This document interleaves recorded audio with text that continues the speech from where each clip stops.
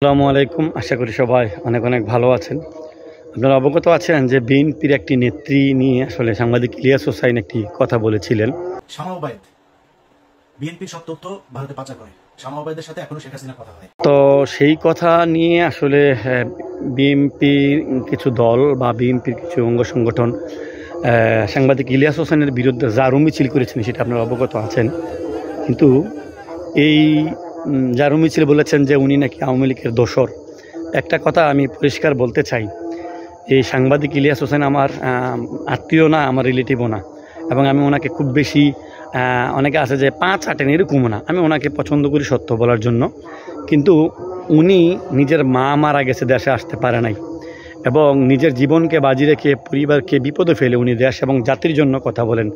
BNP লাফাইতেন Ilias ভাইকে নিয়ে, কিন্তু বিএনপির কিছু ছেলেরা আজকে দেখলাম যে ওনাকে গালাগালি করতেছেন, টাকার বিনিময়ে নাকি উনি আওয়ামী লীগের হয়ে কাজ করেন। চিন্তা করেন, সত্য আসলে সবসময় সত্য স্বীকার না করা মানুষগুলা আসলে কিভাবে সত্যবাদী হয়। তো আমি রীতিমতো শক্ত হয়েছি যে ইলিয়াস হোসেনের বিরুদ্ধে বিএনপির কিছু মানুষ এই ধরনের কথা বলবে, আমি অবাক হয়েছি।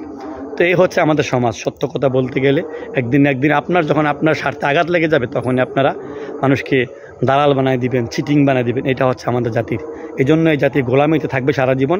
গোলামি পছন্দ করে, ভারতের গোলামি অথবা পাকিস্তানের গোলামি। এই জন্য এই জাতি স্বাধীন হয়েও শান্তিতে থাকতে পারে না।